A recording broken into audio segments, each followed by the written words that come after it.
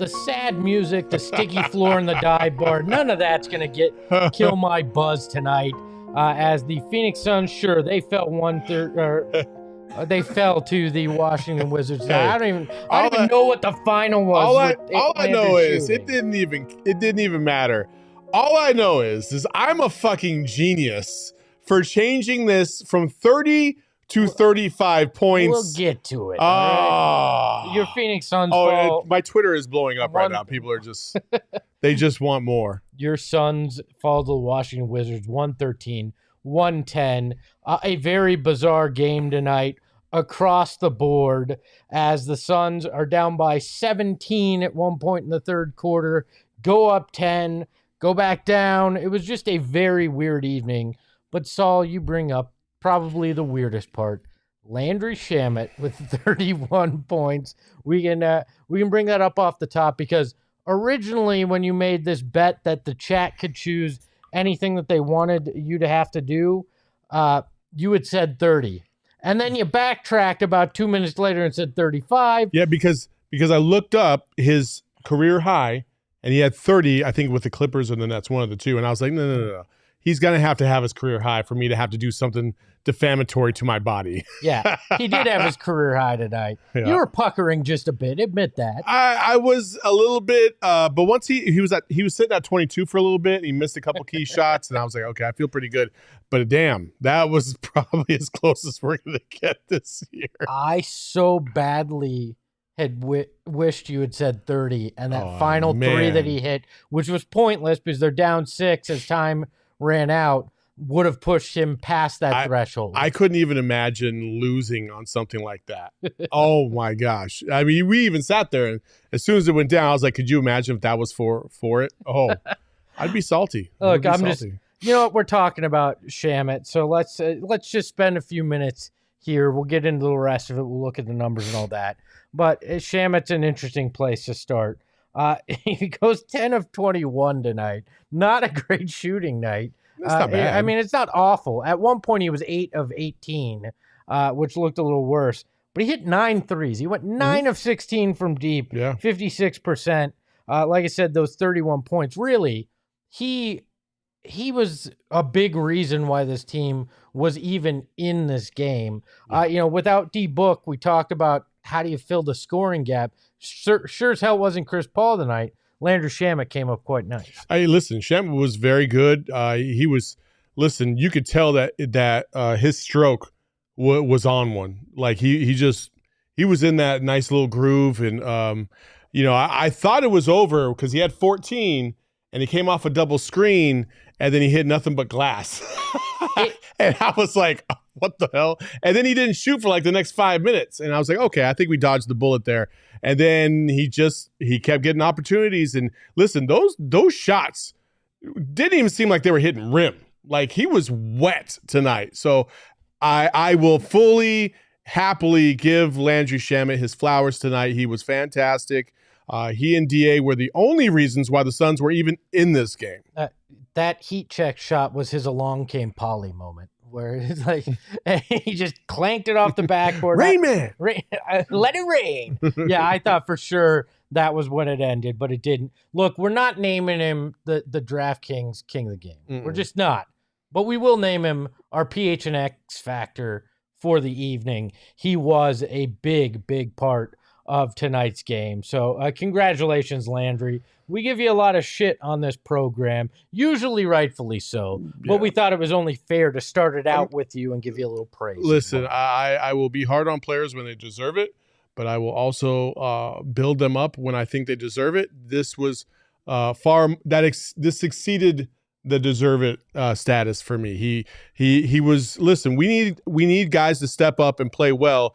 It looked like everybody was just running in mud tonight. Except for 2 guys, really. And Landry was fantastic. Everybody else, we'll get to them in a second. Yeah, I will say that usually I call Landry Shamet the Walmart Devin Booker. Tonight he was the Target brand. I'll give him a step up upgrade for Landry Shamet. Let's take a look at the numbers with our What's in the Box We're going to get an actual thing for that. But again, Suns fall 113-110. Look, tonight we talk a lot about this bench, and obviously Landry Shamet carried most of this, but they outscored the Wizards bench 50-20 tonight. Points off turnovers was another place that was in favor of the Suns. Or actually, no, this is reversed on the graphic. This was in favor of the Wizards tonight. Blame it on Jacob. He sucks at his job. I was like, wait, That's what? who read these numbers to me as we were literally I said live. It was Wizards, you said 50 for the Suns. Yeah, I'm talking the second one. It was 25-8 Wizards points off turnovers. Not according to my ESPN app. Well, your ESPN app sucks because I'm looking at it here, and it's 25-8 according to the NBA's box score in favor of the Wizards. The Suns had a rough night when it came to turnovers with 14. Saying. Jacob is literally fighting. You can read it wrong. I will be the tiebreaker for you guys. Be the tiebreaker because it literally says 25-8 Suns. Okay, well, there's no way the Suns had 28 points off of 9 turnovers from the Wizards tonight. So you can argue with me, but the Wizards had 25 points off of the Suns' 14 turnovers. Turnovers were problematic for this Suns team, as Mikal Bridges had 4 and Chris Paul had 3 of his own. So rough night for the Suns there. Can we go keep the graphic up there so I can read the final one? This is the official NBA box score, and there's no way that the Suns could have had 25 points off of 9 turnovers. To be fair, that is probably ESPN's fault. Yes. So, but Landry did hit 9 threes, so maybe part of that is that. Kuzma's in attendance tonight. That is in favor of the Wizards this evening, where it was in favor of the Suns last time. So I'm still blaming Jacob. I don't care if it was ESPN's mess up, but I am looking at the official box score.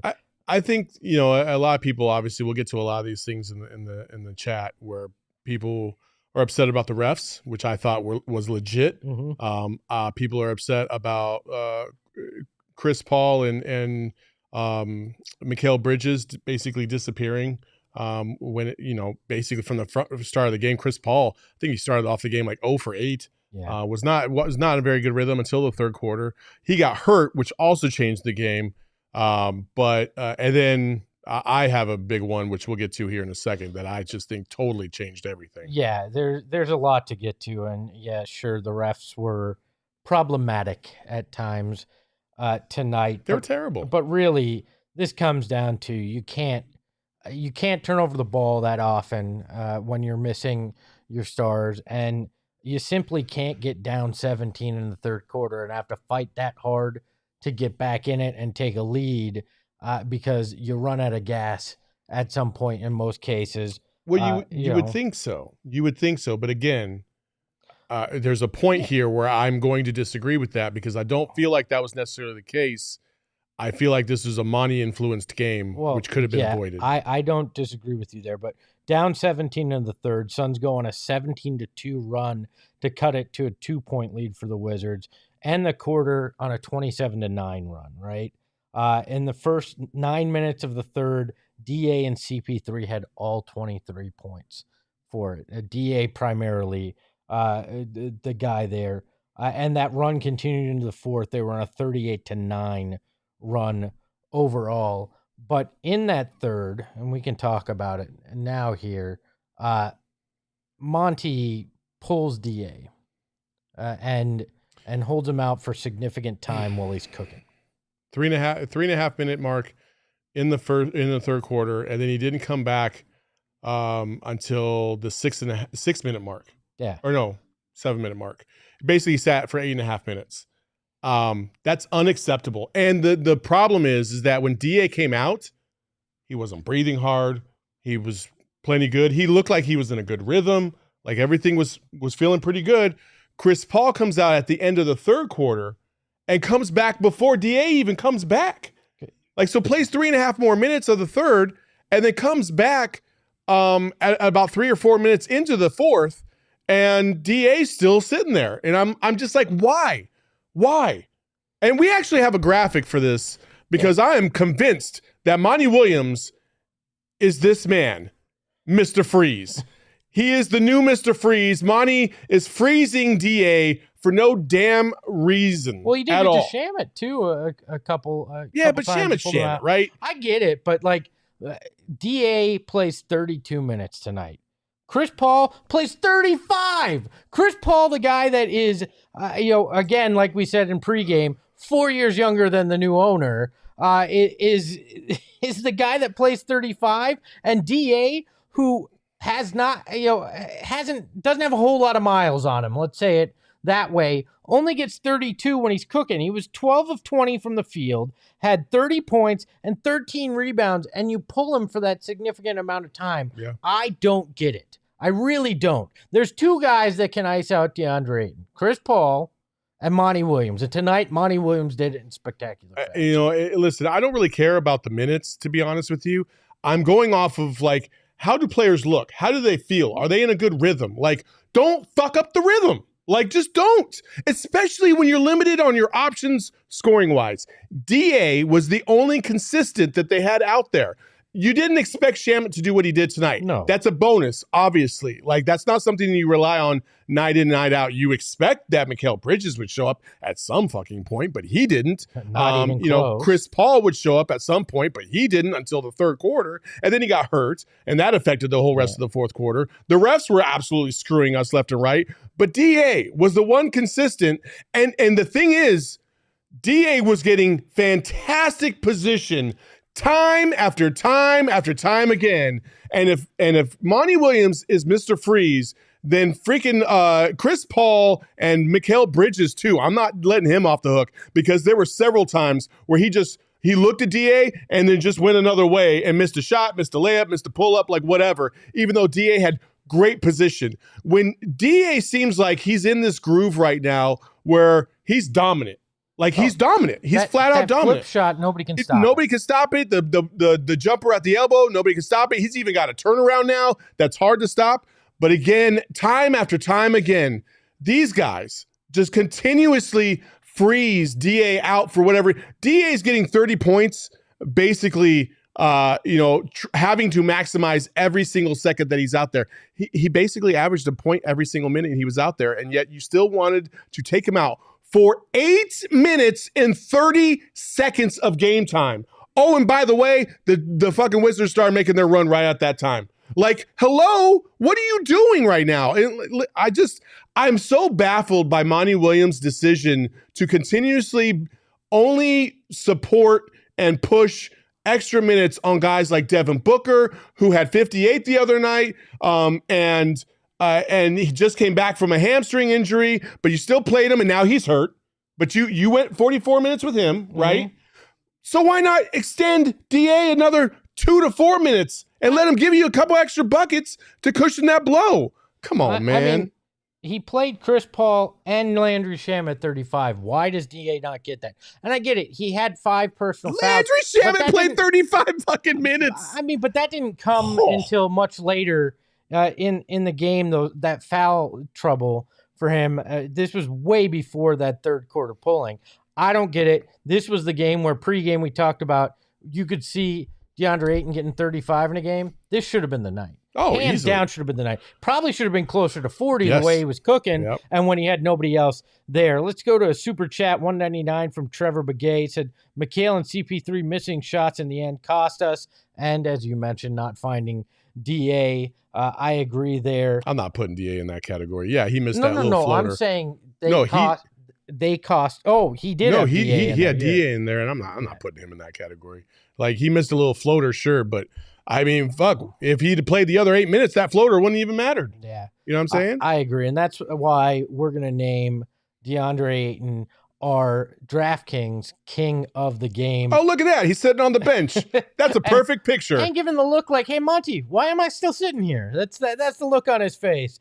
Deandre Ayton, your king of the game, 30 points, 13 rebounds, and while Jacob can't read a box score, spectacular crown placement tonight, Jacob, on there as he gives me at least half of the 11 there. So that is our DraftKings king of the game. And if you want to get involved in DraftKings, the NBA season is heating up right now, and you can make some money on it at the DraftKings Sportsbook. As you know, Saul, I believe you hit tonight. I think you hit on your bet, but I definitely hit on mine. I was a plus 450 on taking the Suns' first field goal in the game to be a 3-pointer. You did. And I hit on that. You did. So we're going to make this more interesting, too, in our pregame on our DraftKings picks starting in January. You and I are going to go head-to-head. We're going to keep a record on who hits and how often. I did not hit. You did not? You missed tonight. I had Chris Paul over 16 points, and he didn't even come close. You're right. I thought you had as a double-double. That was last night. That was part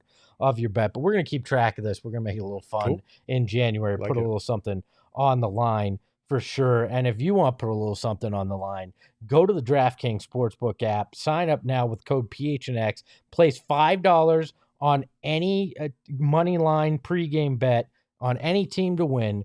And if they do, you're going to get $150 in free bets. That's right, 150 smackaroos if you just bet the right money line in an NBA game. That's code PHNX only at the DraftKings Sportsbook. Minimum age and eligibility restrictions apply. See show notes for details. So again, congratulations, Deandre Ayton, on your DraftKings king of the game. And you may need a beer. You probably need a lot of beer after this game, especially from our friends at Four Peaks, because it's delicious and it's the only thing that has gone right after 7 p.m. tonight. Everything before 7 p.m. was awesome. Oh, if you hadn't seen the Open to a pregame, that was probably the best thing we've ever done. You should probably check that out. And you might want to drink a Four Peaks because it probably looks a lot better than it did when you have a lot of delicious beverages. We've actually basically dismantled this entire holiday cheer box. It's been fantastic. It is all sold out. You can't get that anymore. But you can still partake in a lot of their other delicious beverages, such as the Wow Wheat, the Peach Ale, the Kilt Lifter, so on and so forth, the Hazy IPA. Lager, so pumpkin porter. Again, Four Peaks, enjoy responsibly. You must be 21 and over. Jacob, what do you got? You guys trying to react to something? You want Sure. You want something to react to? What do we got here? There's a video that's been surfaced from tonight showing maybe what could be another spat between Monty Williams and Deandre Ayton. Oh, well, the last word that Monty said there was shit. I can lip read that at least. They're arguing there. You got DA pointing down and frustrated, obviously. Monty yelling at him in the huddle. And then Monty turns his back to where Ayton is at the end here. I mean, obviously, we can't tell exactly what's being said there. But as they go in to put their hands up, DA ain't standing there. So... again, we may have a Monty Williams, Deandre Ayton issue here, but looking at the way this is, I'm on DA's side. And people always want to talk about, hey, I want to see DA fired up. He's pretty damn fired up right there. Yeah, he's fired up. Monty's fired up. I don't. It's hard to assess what is going on and what the reasoning was behind this argument. It could have been, a defensive switch. It could have been a lot of different things. But what I do know is that I knew we were going to get to a point in this season. You could go ahead and take that down there, Jacob. We don't need to see it 45 times in a row. I do know this. I knew we were going to get to a point that if DA was playing well and he started to speak up and defend himself, because in my estimation, Monty has put a lot of stock into CP3 and Booker to be able to do whatever they want, carte blanche, whatever. And DA has been an afterthought for a large portion of this. And I'm sorry, from last year, watching how everything kind of unfolded and imploded, you could sense that DA was frustrated. I've long said DA needs to play at a superstar level and needs to basically shut up. I think when I watch this, I think that DA's probably not wrong in terms of he's producing and he's not getting the benefit of the doubt. And they're not running plays still for him. He's getting position, and Monty's not coaching these guys up, making sure that they're getting the ball down to the DA. DA right now, without Devin Booker in the lineup, is the number one option. It is not Chris Paul. It is not Mikal Bridges. It is not anybody else. It is DA. I agree wholeheartedly. DA is the number two when Devin Booker comes back. But Monty doesn't want to acknowledge that. I know he doesn't want to acknowledge that. He still thinks that maybe Chris Paul is going to find this fountain of youth all of a sudden and be back to what he was 2 years ago, and that just ain't going to happen. I feel like he looked at Monty and said, hey, Mr. Freeze, put me back in the fucking game instead of busy over there. And that kind of set things off here. We did have a comment, which I don't agree with here. Brandon Elliott Smith says probably DA was just standing there under the hoop, settling for that soft little sky hook instead of dunking. And I'm like, that sky hook's been automatic. I'm sorry, but not everything has to be a goddamn dunk for a center to be good. That's you get 2 points if the sky hook goes in or if he dunks it. It doesn't matter. I can't believe we're still having this damn argument when the guy has been aggressive and dropped freaking 30 points tonight. And this is the argument people still want to have. Yeah, I don't know what. I don't think that's the argument that they were having, but I will say, Biz was basically trying to tell. It looked like he was trying to tell DA to just like, hey, stop, calm down. Like, you're not going to win this fight, right? Yeah. That doesn't necessarily mean that DA was wrong with what he said. No. And then Monty didn't like what was going on. Listen, everybody and their mama tried to tell us before the season that the fact that those two were not talking was not a big deal. It's a big deal because those two clearly are not on the same page right now. And so whatever they got to do, they got to go hug it out. They got to go fight, whatever. Those two specifically have got to get on the same page because for this team to be able to do something in the future, they're going to have to get on the same page. I'll just say this. They're talking. They communicating now. I mean, that's happening. Look, it does happen on the sidelines. I'm not going to overreact to this, but this is multiple times now. Oh, we're going to hear about this for like the next week. Oh, yeah. But look, people are like, oh, well, would you keep DA or Monty? Coaches are easy to get rid of. You don't always run a player out of town because of something. And I'm not saying that's where you're going, but you got to keep that shit in mind too. And you got a new owner. And so everybody, I think, is at the point where they're auditioning for something if your name's not Devin Booker. All right. Well, Gwen P says they are saying that Mikhail said something to DA while Beal was shooting the free throw, and Monty was fussing at the both of them because they were arguing. Okay, cool. Hey, if that's the case, then hey, that happens a million times a year. Yeah. That's not unusual. I did see Bradley Beal clapping like, yeah, because I think he was trying to instigate the two fighting maybe. So that would lend credence to that. But again, at the end of the day, I don't believe Monty will get fired. I don't think DA will be traded. They'll figure it all out. They'll be fine. It's frustrating. It's frustrating when you're seeing these guys have more talent than the other team and they just don't put it together and they don't dominate the way they should. No, and it is a frustrating evening because the Wizards are a team that you should, in fact, beat. Let's sweat the small stuff a little bit here. Okay. All right. We'll sweat the small stuff. There we go. Keep talking. I was waiting for the music, but we didn't have the volume up. All right. So we're going to sweat the small stuff. I think there were two moments tonight that were big shifts in the fourth quarter. The first one, CP3's shoulder injury happened late in the fourth. Suns were up 98-91. He gets hit, goes down, gets hit right in the chest, and then just it was such a. He looked in immense pain. It was the same thing that happened against the Lakers when he got hit in the back, and then all of a sudden, like the shoulder was all jacked up. It gave me flashbacks right to that moment, and I was like, "What is going on right here?" He looked hurt, looked in an immense amount of pain, stayed in the game, and didn't quite look right, at least for the next few minutes. Left some things short. Just wasn't right. At that moment, I get that you don't have Book, you don't have Campaign, but why not take him out for a few minutes? Make sure he's okay. Shamet can run the point for a few. Damian Lee comes in. So you at least make sure you're not dealing with an injured Chris Paul in any way. That was a moment that I think was one of those small things that started shifting things. The other one, Suns are up 196 late in the fourth. Offensive foul on Deandre Ayton against Taj Gibson, I believe it was, where DA was going in for the score. Certainly looked like normal contact when a big man goes up. They call the offensive foul. I think that was a bullshit call. Yeah. And then Monty doesn't challenge it either at that point. It's hard for me to say whether or not the challenge was legit or not. It basically looked like a bang bang play to me, but it didn't look like it was in slow-mo or replay, I don't think you would have been able to determine whether or not it was really that aggressive.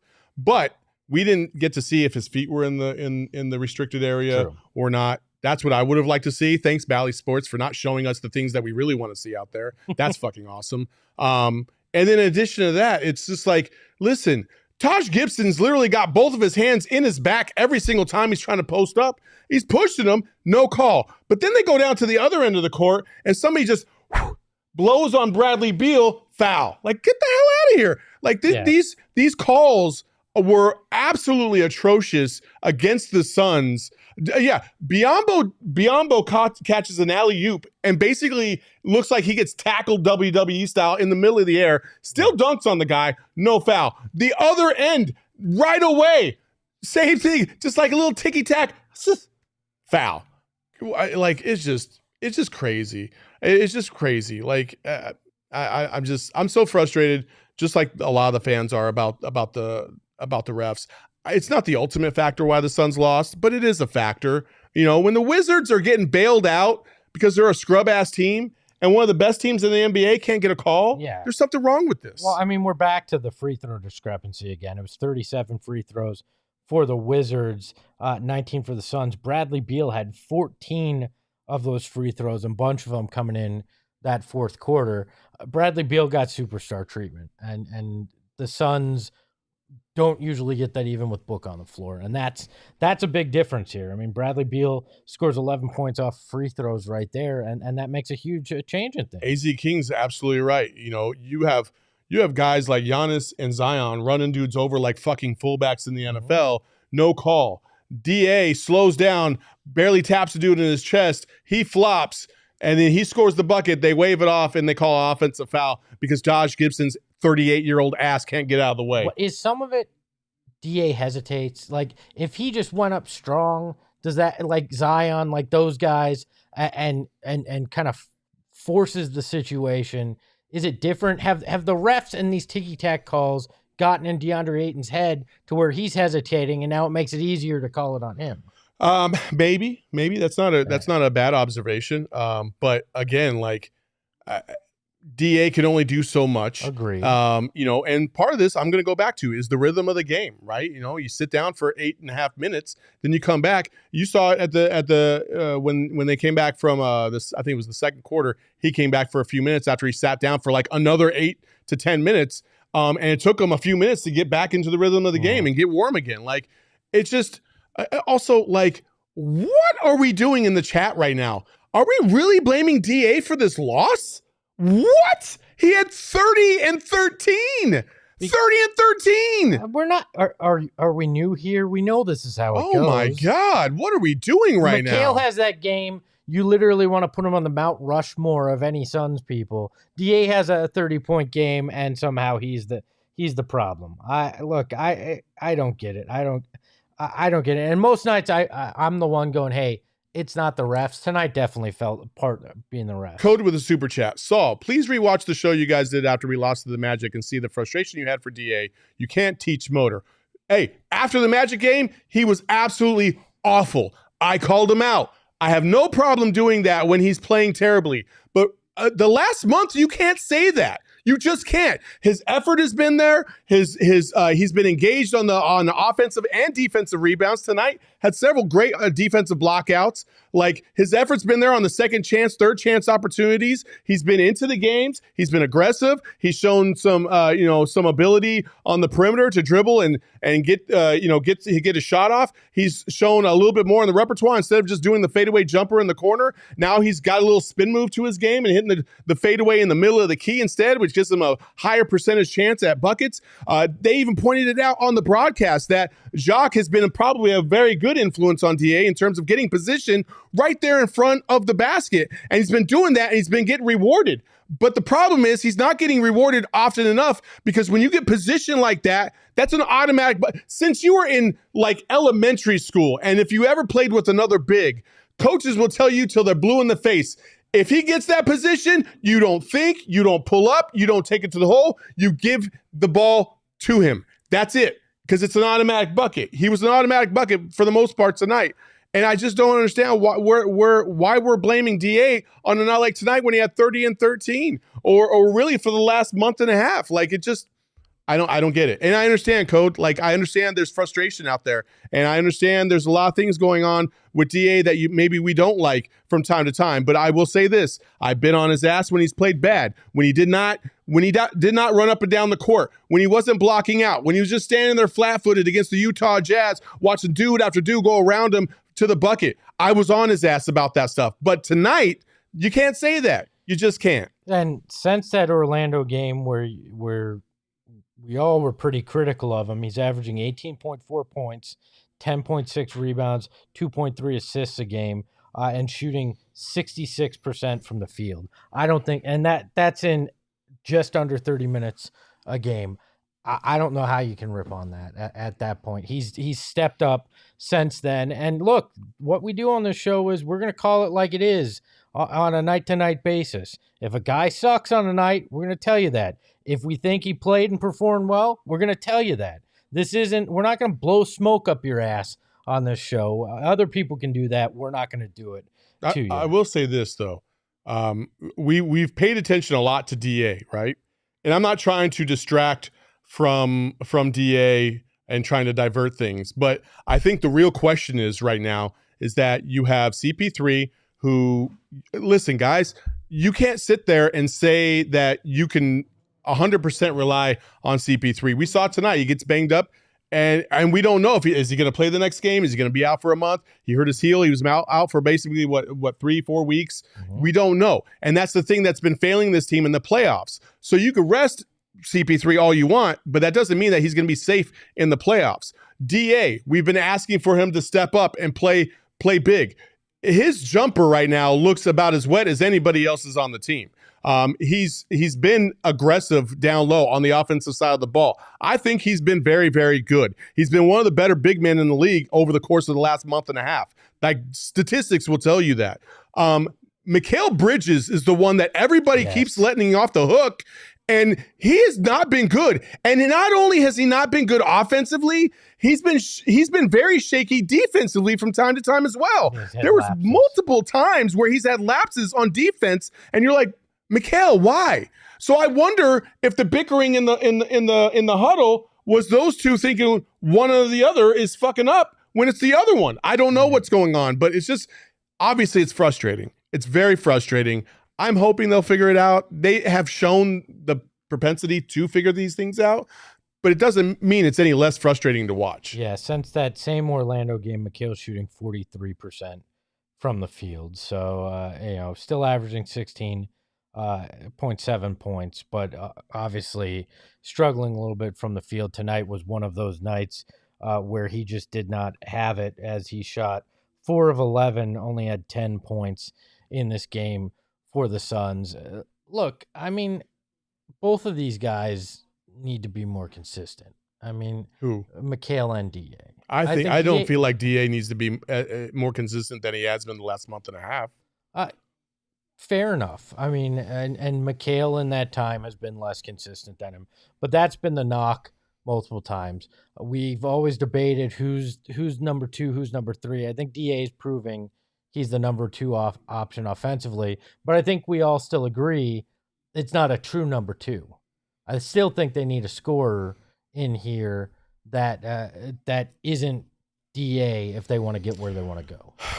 Because of the way that DA has been engaged with over the course of his entire career here in Phoenix, and really the lack of really attention to detail into getting him more involved on the offensive side and not eliminating him from time to time.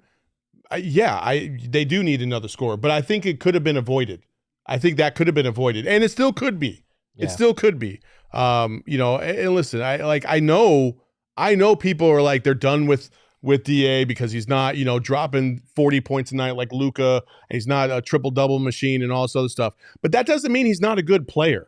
You're not going to find another center that's available that's going to be able to do what DA does on a night-in, night-out basis. And 13. I mean, like, double. And we were just talking about the fact that if I have felt like this in this office watching these games, if you just sat here and watched, and we'll have some watch-alongs, and I will point out some of the things that I'm seeing. I'm telling you, DA is the number 2 on this team right now, and he's getting better and better every single time he goes out there. And it's okay if they go at each other on the sideline. And if you're sitting there talking about they have attitudes and all this other stuff, you've never been in a huddle then. Like, that's happened at every level basically that I've ever played. High school, elementary, college, didn't matter. It's not unusual to see guys going at each other, having a disagreement. They'll hug it out in the locker room. It'll be fine. Monty, hopefully he'll talk to DA and Mikhail and make sure everybody's all good, because that's what good leaders do. Well, and conflict is part of growth. Yes, 1,000,000%. Like, I don't have a problem with guys yelling at each other in the heat of the moment. None of these guys should be traded. No, like that's fine. And this isn't Monty should go. I think we had a couple other super chats. I don't want to ignore people throwing down their money. Phoenix Suns 22 with the 199 super chat. That's $1.99. Don't get too excited, Saul. DA needs more minutes. He's only getting 30 per game. Shake my head. I mean, we agree. We've talked about that tonight for sure.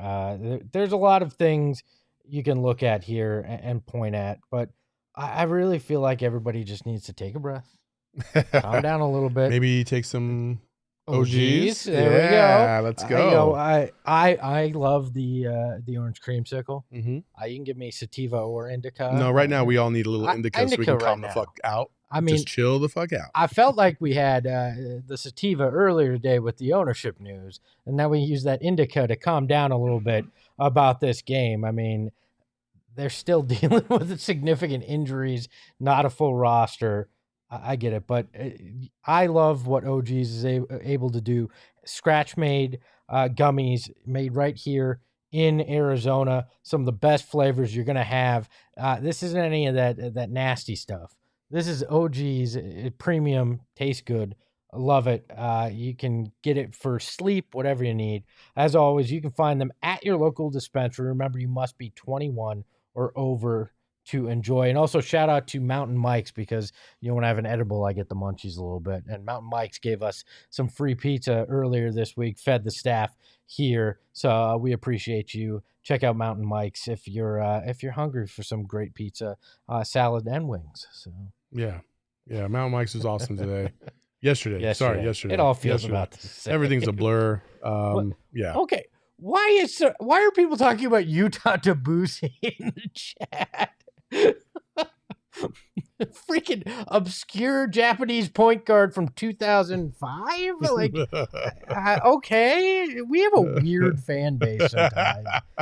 I love them, but the chat has a mind of its own, and it's really awesome to watch. It's also sometimes you're like, what? Listen, after every single loss, we can definitely count on 3 things happening: trade DA, fire Monty, sometimes trade Mikhail, but the third one is usually trade Jay for somebody like a Siakam or KD. Like, none of those things are going to happen. None of them. Code Brian Skinner was underrated. He was. Underrated goatee. Sat on a plane next to him flying to Houston and watched that thing. I mean, did you rub it? I wanted to. I was like, this is fascinating.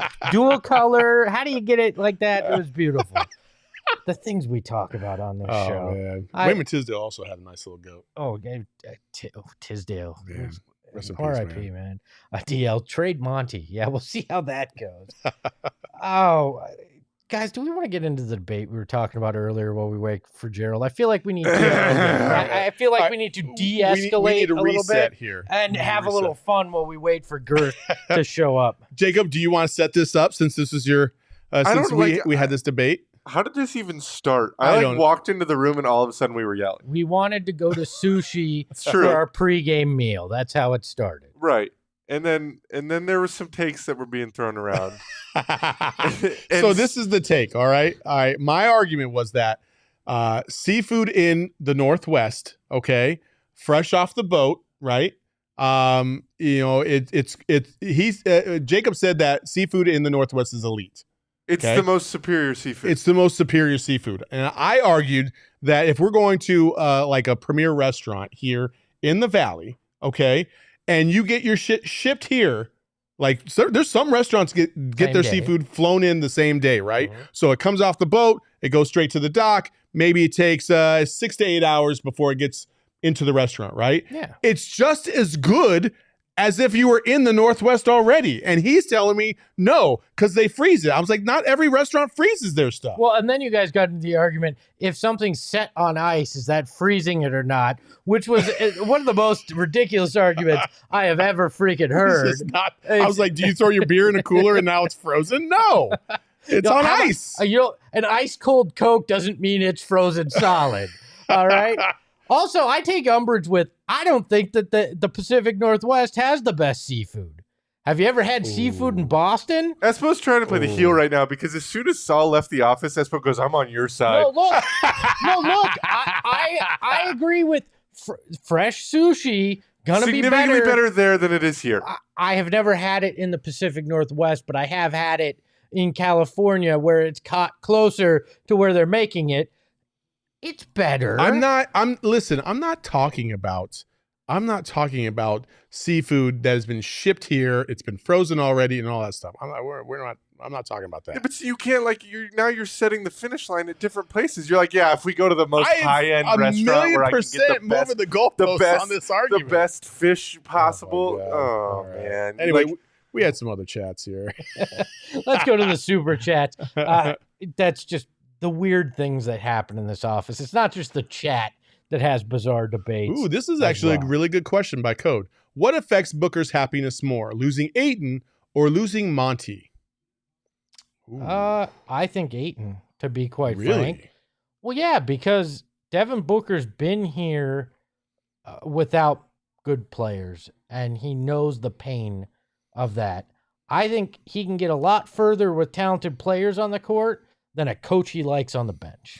I think it's Monty because I think that Booker likes playing for Monty, and I think Booker likes the control of playing with Monty.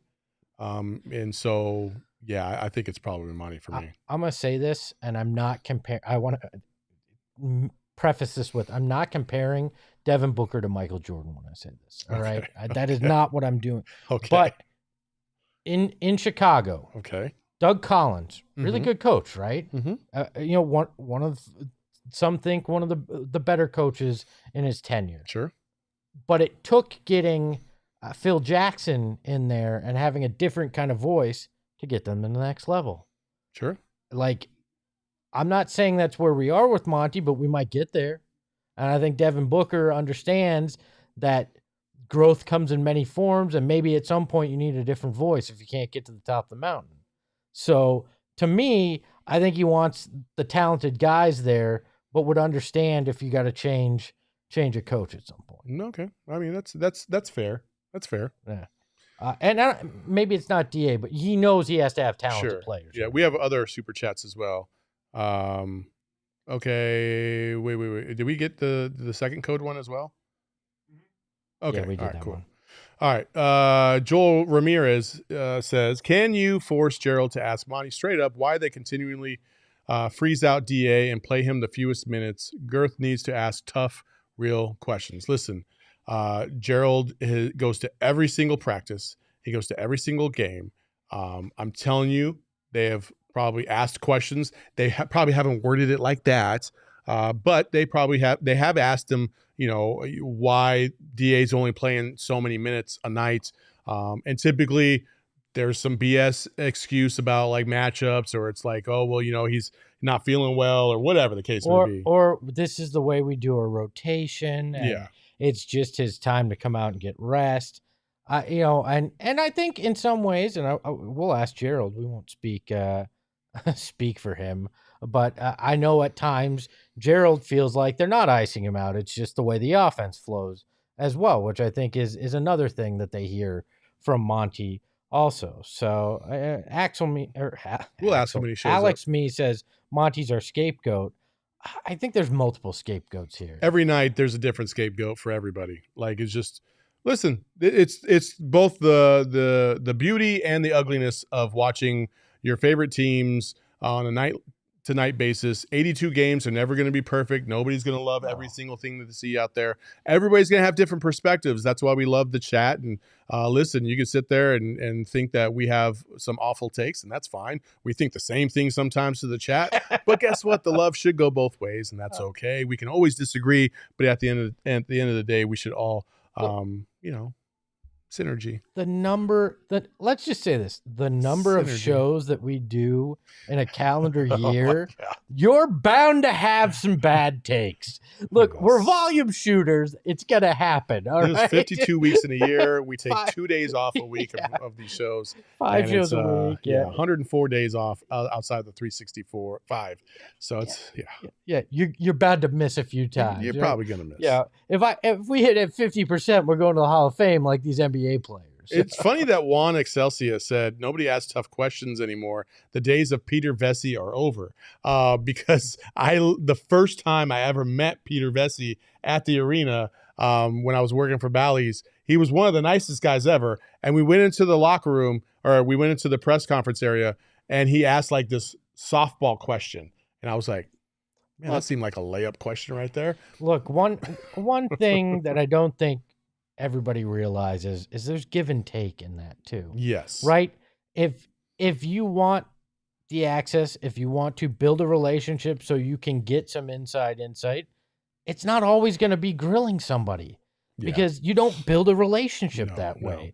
And you ask the tough questions when you need to, and you have general conversations at other times. Like if you're always going in there and going, Monty, what the hell? I mean, if Gerald went in and acted like you and I do on a nightly basis, Gerald would have his ass thrown out of the arena pretty quick. Go back up to keep going right there to Kyle B's comment. Okay, this is interesting. Okay, he says there's more to basketball than points and rebounds. There's a reason why DA sits more than people would like. I think there's behind the scenes issues going on. Bad attitudes or bad chemistry. And here's where my rebuttal is to that, Kyle, which I don't disagree with completely, right? If you look back on some of the best teams of all time, there's been a couple dudes on those teams that had no business even playing in the league sometimes. But the coach was able to get through to them. The coach was able to get the very best out of them. And the coach knew when to push on the gas and to let off the brake, right? It's a carrot and a stick. Or push on the brake, right? Look at Dennis Rodman. The guy literally left in the middle of the NBA Finals to go do some WCW type bullshit. In the middle of the season, he went to Vegas because he just couldn't take it for a couple days. And Phil Jackson was able to manage all that stuff. Now, I know I'm talking about one of the greatest coaches of all time. I'm not sitting there saying that Monty's one of the greatest coaches of all time. But he did learn from Pop. And there's a lot of things that he could have taken from Pop. And you got to know as a coach that you're not going to be able to manage just all the easy guys, because the NBA is not going to be filled with easy guys. There's going to be a lot of difficult dudes. And if DA is one of those guys, it is his responsibility to get through to him and get the very best out of him. Otherwise, he's not the guy. That is, I mean, that's management. It is management. You think I like talking to Jacob every fucking day? But here I am trying to get the very best out of him every single day. Try sharing a goddamn office with him. All right. Can we scroll up a little bit here? Sorry, there was a comment in here talking about only kissing DAs. At Mike B. Or no, it's here we go. Brandon Elliott Smith. Kyle B. Facts. That's on the short list of shit. Nobody ever want to talk about and or admit. Shake my head. Rather kiss DA's ass all the time and act like he's the best thing ever to happen to this team. I don't think that there's ever been a single day in Sunsdom or on this show that we've just unapologetically kissed his ass all day long. I literally go back a month and you'll see that I just ripped his ass for like 2 weeks. I was off that train. Oh yeah, we both were. Nobody's kissing his ass. We're just calling it like we see it. Yeah, and tonight I don't know how you could look at that and go he was the problem. He's soft. Any of these things. He went out there and tried hard. But you know what? It's time for. No, never mind. Not it's not like he's there. Well, you covered up the fucking screen so we couldn't see that he was in there. And so then we were like, oh, okay, I guess he queued up the video. So here we go. Oh, there guess we go. What? Hey, it's time for the darkness. Beyond the light, there shall only be one Welcome, Sorry, Gerald. Jacob's just screwing things up just tonight. absolutely messing with our heads over here. How are you, Gerald? I'm good. My head is kind of all over the place because we got a lot of different updates from all the post-game stuff going on, but we're good. So hit us with it. Yeah, what do you got? All right, so on the injury front, let's get that out of the way. First, with Chris Paul, he said that what he felt was not like the stinger that he experienced against the Lakers, so that's good news. He said it scared him more than anything. Monty said they will evaluate it, obviously, because he made mention of the fact that Chris wasn't the same after that moment, so stay tuned for more details on that. But the good news is it wasn't quite like what he felt in that Lakers series, which I'm sure a lot of people were concerned about. As far as the sideline, the huddle blow up that we all saw, we didn't get a ton of clarification on what exactly was the root of that. I think it was a blown defensive assignment. You saw there was another clip, I think, where McHale and DA were kind of barking at each other during a free throw. And then I think the timeout came after that, and that's when Monty and DA, I think it might have just been a case of DA saying, McHale and I already talked this out. Like, we're good. Like, everybody was probably coming at him over whatever happened on that play. DA did say, he apologized to Landry Shamet because he felt bad that he messed up his career high night with whatever mistake he made on the last play there. So it was something where DA was owning up to it, but he also said, look, we're a family. Obviously, the whole world sees the blow up. But what they probably don't see is that we know each other. We know each other's personalities. We know how to communicate. He was saying Monty knows how to talk to us and we know how to talk to him. And Monty also said after the game, like, the importance of being able to lock arms at the end of a tough loss and come together and have those tough locker room conversations is what it's all about. And he also said it wasn't directed solely at DA. It wasn't like an isolated incident with any one player. So I know a lot of people are freaking out because the video does look bad. Obviously, anytime there's a sideline flare up, it's going to look bad. But everybody, even Landry Shamet, they were all talking about how, like, we're a family. And sometimes, everybody, when they hear we're a family, they focus on the good. But sometimes with family, you have to have those hard conversations. You get in fights, you bicker. So it is something that comes with the territory. Gerald, were you at my house for Thanksgiving? My kids are family. Sometimes I got to spank them. You know what I'm saying? Like, it's just how it goes. Any before we throw some questions at you, any other updates that you got tonight while you were out there? Anything interesting? Not any updates, I would say. Obviously, before the game, I asked Monty about Devin Booker, like, what's kind of the severity of his injury, and he was saying with the back-to-back, we haven't really gotten a chance to fully evaluate him. I don't know how much I buy that, but we should have an update on him either tomorrow if they do practice or Thursday if they don't, because I know a lot of people are probably concerned about that. It would have been nice to have a guy like that out there tonight, even though Landry Shamet was gunning for it, wasn't he, Saul? Jesus. That guy. Hey, I'm telling you, man, I was telling everybody at the start of the show, what a blessing in disguise it was that I had changed the number from 30 to 35. Because I had people all up in my DMs talking about, oh my God, it's going to happen. And I was like, chill the fuck out. Oh my goodness. Did you get to talk to Monty at all? A lot of people online, us as well, on the show talking about how DA, even though he was cooking, only got 32 minutes tonight. Again, we joke that we're going to refer to Monty as Mr. Freeze from now on because he finds a way to freeze some of his guys out from time to time with the rotations. Did you talk anything at all with Monty about that? Not really. I think in this case, he probably made a mistake of leaving him out for a minute or two too long. But I do think during that stretch, when they were kind of making a comeback, they were making a run. Busy had a number of play. He had that one alley-oop dunk from Shamet that kind of brought the crowd to its feet there. And I think he might have erred on the side of leaving a group that was working in for a little bit too long at the expense of someone who had been playing well. I don't think that's the reason why they lost. You look at, the defense, they gave up 25 points in the last 5.5 minutes. If you just play normal Suns defense, that's a comfortable 5 to 10 point win. But yeah, we didn't really get into that very much. It is an interesting question because I was looking at his minutes when it got to, I think it was the 7-minute mark and DA still wasn't back in. Yep. That would have probably been the time to bring him around, but I have a hard time putting too much on that just because like you can't give up 25 points in the last 5 minutes of a game and then expect to win unless you're up by 40, But at the same token there, Gerald, listen, I know Chris Paul is a superstar. I know he's a Hall of Famer, and that's all well and good. But at the same time, he wasn't shooting for shit for the most part in this game until about the third quarter. He started to pick it up a lot more. He comes out after DA comes out, and then comes back in almost a full 3 minutes before DA even sees the court again. And when he comes in, that's when the Wizards' run starts. So I'm like, well, the bench was playing just fine with Chris Paul on the bench too. Why not bring them both back at the same time instead of just one, and then you fuck around and found out, and then you got to bring in the other, and then it takes, I'm sorry, but guys are just they're.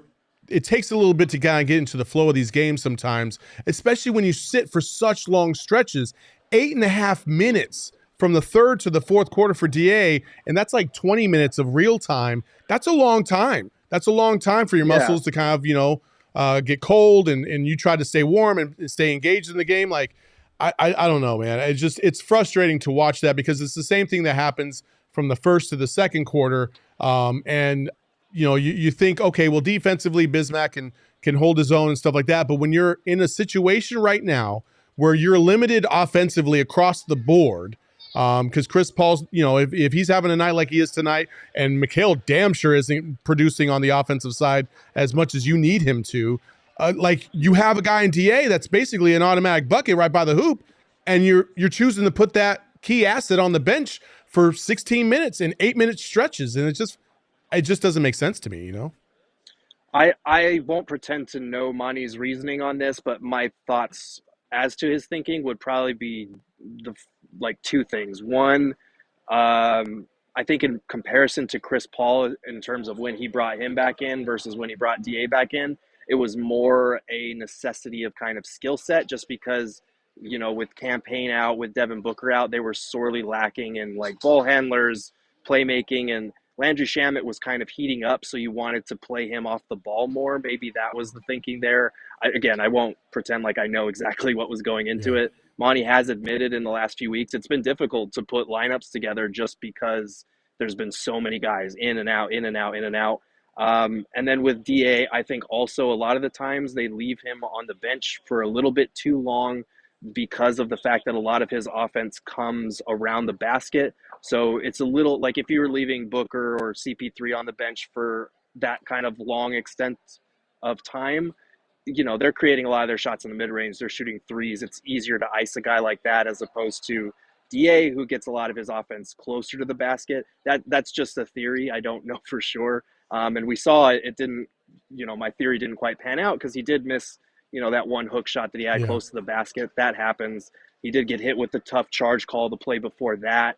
I asked him about that, and he was saying, I thought I was controlled. The ref saw it differently, and I told the ref, the ref told me I put my shoulder into his chest, and he was like, well, Shaq did it, and the ref laughed at him and was like, okay, I see you on that. But yeah, it was a tough back-to-back sequence there, and you're right, it could have stemmed from just being on the bench for a minute or two too long, and those are kind of snap decisions that Monty does need to improve on. One of these guys is 25, 26 years old, and he's playing less than 30 minutes a game, and the other one is pushing 38 and seeing the floor for exceeding 36 minutes a game some nights. Like, one of these things should not be like the other one, in my opinion, but I'll let that rest. Gerald, I know that none of the players or Monty probably directly addressed today's big news, but was there any buzz around there? Anybody saying anything when it came to new ownership? I know the Suns Legacy Partners just released a statement here a few minutes ago, but was there anything you heard out there? Yeah, not a ton. I mean, obviously there was a lot of chatter in the media room as far as, who's coming in. When we asked Monty about it pregame, he said, I can't really speak on it in an official capacity yet. Obviously he saw the news and he kind of woke up from his pregame nap on game day to his phone blowing up. But he was saying, I can't comment on it until it goes through the league approval process and becomes officially official. And I kind of tried to go around the question. I was like, what kind of qualities would you want in a prospective new owner? And, Rich. he was, yeah, he was saying, I don't want to do that because people can take your words and misconstrue them and apply them and all kinds of stuff like that. So not a lot for Monty. We did get the statement right after the game ended, really well timed on the Suns' part.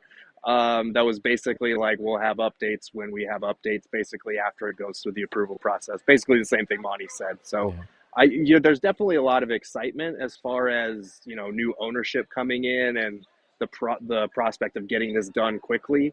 But aside from that, the Suns are keeping their mouths shut until it's official. Did you ask Book about the sweater and the Red Wing sweater and a Detroit guy potentially owning the team? Did you get to do that? So you're going to be disappointed. I was walking in the tunnel and I turned suddenly and he's walking past, and all I was able to get out before he went on to greeting the next group of people that were right next to me was, are you feeling good? Like, I didn't say how's the groin, but how are you feeling? And he's like, I'm good. How's the groin? I'm good. Yeah, that would have been a weird question. Hold on. That's what you asked him, and you didn't ask him the sweater question instead? Gerald literally had one job when he got to the arena today, folks. It was one job. 2-second reaction. I had like 1.5 seconds to fire my question off before. He's a popular guy. He was already moving on to the next conversation. Let me say this, Gerald.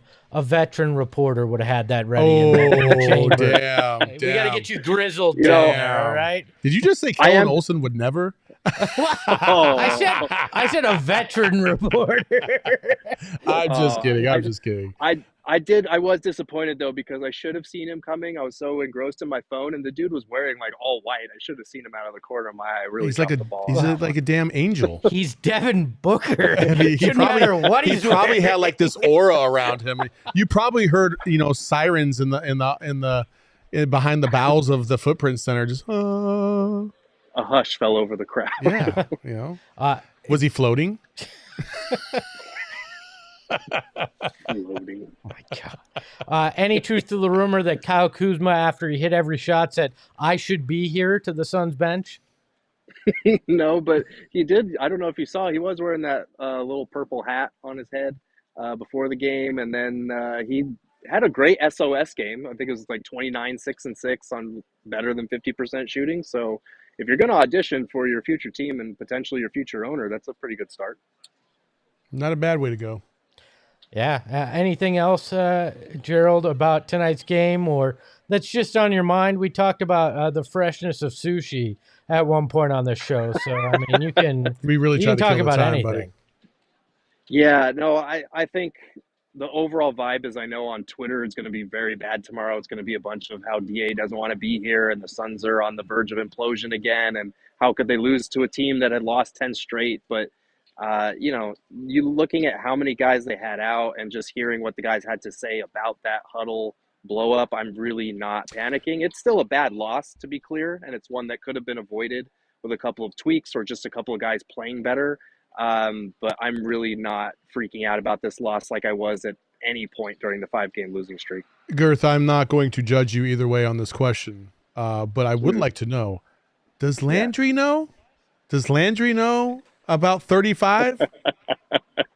I don't know if Landry knows, but I think he scored like 10 points in the last 20 seconds or so. He did. I was like, what the fuck is going on right now? Why is he trying to get 35? We needed overtime. If we'd have gotten overtime, it would have. That's exactly what these guys said. That's exactly. They were like, dude, if we go to overtime, you might be screwed. And I was like, oh, please don't do this. There's no way he can do it on a night that you're at the arena and Lindsay isn't here. We're a family, it's the perfect and we gotta enjoy this together if it happens. I could just imagine Lindsay at home. Well, she's actually probably asleep right now. But if she was here, she definitely would have been in my ear. Oh, are you scared? Are you scared? Because these guys, after he hit the first 3, they were like, ooh, are you puckering up, Saul? Are you nervous? He's got 3. I was like, chill. When he had 14, I was like, I'm not going to lie. If he hits 17 right here, I'm going to be a little scared. And then he hit nothing but glass on the next shot. And I was like, yeah, we're good. I remember that play because I remember thinking like, oh, Saul's probably laughing to himself after watching that one. He was. I was. Gerald, We all were. yeah, that's true.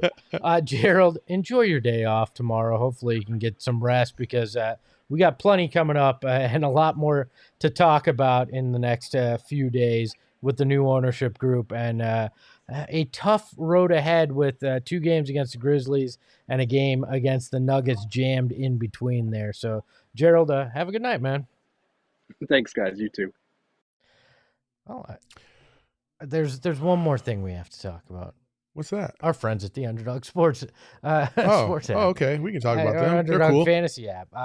Daily fantasy sports is the best way to play fantasy sports. Yeah, absolutely. You might as well just read this thing, bad boy for bad boy. Let's go. Just go Let's rip it and grip it and rip it. Underdog Fantasy does daily fantasy sports differently. Draft your team against 5 of your friends. I don't have 5 friends. How do I do that? Yeah. Just 5 randos? Oh my God. And the highest scoring squads for that night could win cold, hard cash or sweaty, warm cash. However you prefer All it. spends the same, baby. As long as it's green, you can spend it. Draft 6 NBA players, no positional limits, which is nice because it is positionless basketball now. Mm-hmm. And that's it. Your personal experience using the app. Oh, that's what I'm supposed to say. My personal experience using the app. Look, I'm part of the fantasy show whenever I decide to actually show up to it. Mm-hmm. And I have a dominant record on there in those drafts. I'm like I think I've been there for 4 of them. I'm 3-1 against those guys. Nice. I've won some money off of DePaz and Shane, and it's been nice. Not a lot, but enough to at least buy me a nice dinner. Only me, not anybody else. So make sure you go and use the Underdog Fantasy app. It's easy. Download the app or sign up at UnderdogFantasy.com. Use that promo code PHNX, and Underdog will match your first deposit up to $100, 21 and over. We got 2 super chats before we get out of here. I think we neglected to say this at the beginning, but when we talked about Landry Shamet, Caesar said, Saul was sweating bullets. I was for a little bit in that 4th quarter for sure. And then Joel Ramirez says, new owner, JJ is out of excuses. I don't see it like that. I don't think you do. I 100% do. He's sat on his hands at the deadline the last few years, didn't pull off anything major in the offseason. You're at a point where you're going to have to impress your new boss because, look, you've got an opportunity to win here, right? Okay. You're not going to have your hands tied at the deadline like we were worried. Go out there and prove yourself. Okay. Go out there and prove that you can find the guy that can at least help you get back to the Western Conference Finals because Chris Paul, the clock is ticking on him. Well, the clock might have already struck. Struck what I would say is like, listen, unless the new owner has just been an avid Suns fan and has watched every single game and has been involved in this community for the last couple years, it's hard to get a pulse on a team that went to the NBA Finals, that had the best record in the NBA, and then just come in here and be like, well, you're not doing enough, and then just to fire them. That would be a pretty hard thing to pull off. Now, of course, when you look at everything, and if he's a competitive guy like what we assume he is, then yeah, he's going to look at all this stuff. But I don't know if he's really going to understand the depth of this until he's in it for a couple months. I don't know that he would fire him this offseason, but you start to there's pressure. They say you form an opinion pretty quickly when you first meet people, especially in a business world, in a business setting. This is your chance to impress. Go make the move that you've been waiting for 2 years now. That could be the difference maker. But have you ever spoken to James Jones? No, I have not. I have spoken to James Jones multiple times. He's a very good. He's a smooth kind of guy. He's very articulate. He gives you a reason for X, Y, and Z. Like I could easily see him talking to this new owner like, "This is what I've done." Da da da da da. Plus my own pedigree as a player. And being part of championship organization after championship organization, I don't give a shit if I tethered myself to LeBron or not.